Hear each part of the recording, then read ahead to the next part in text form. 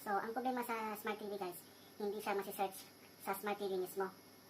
So, yung gagawin natin is, i-download natin sa apps, sa laptop, yung apps mismo niya. So, ayun guys, punta ka lang sa Google. Type mo lang Magic Sing APK. So, lalabas lang. Ito yung hanapin mo, apkpure.com. Ayan. Kita mo yung logo niya. Tapos, download APK.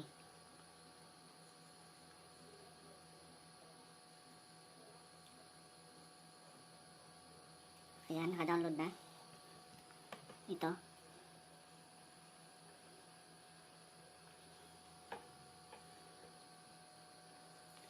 So, pag natapos mo nang ma-download, transfer mo lang sa USB.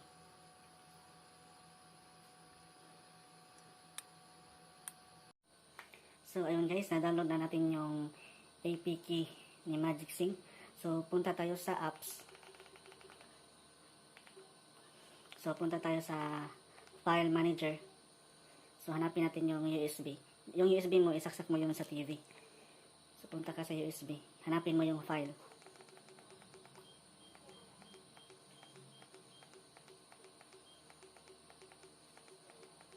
Ito.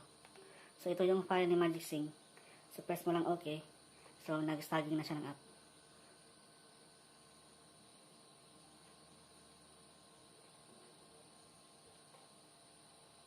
So, install mo lang.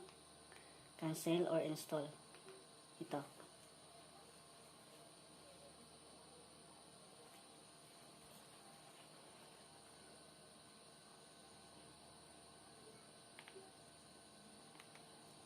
So, since naka-install na yung app sa TV, so, ayun, hindi na siya i-install kasi dalawa na.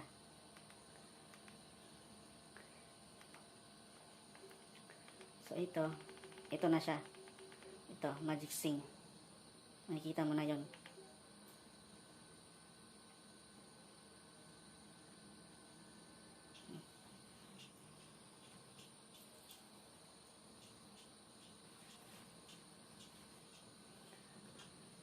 So, guys, need nyo pala ng mouse para ma-navigate nyo yung mga songs niya.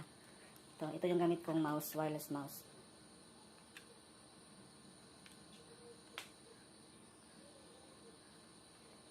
Ito.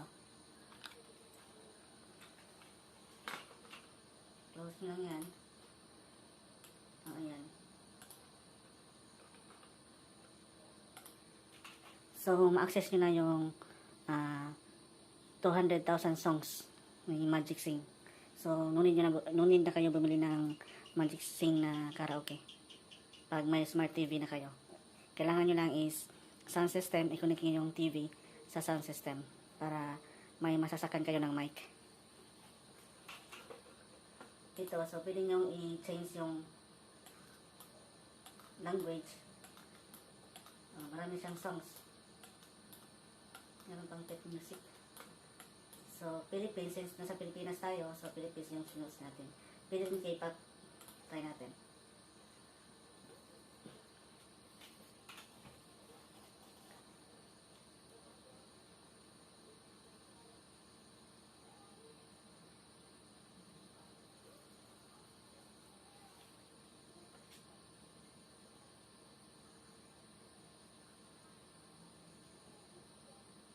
Ayan.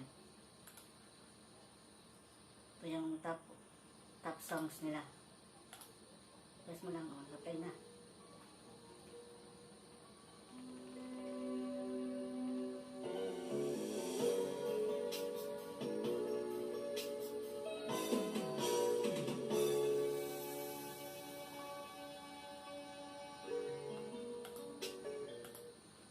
So, since hindi natin naiintindihan yan, balik natin sa Philippines. Yan.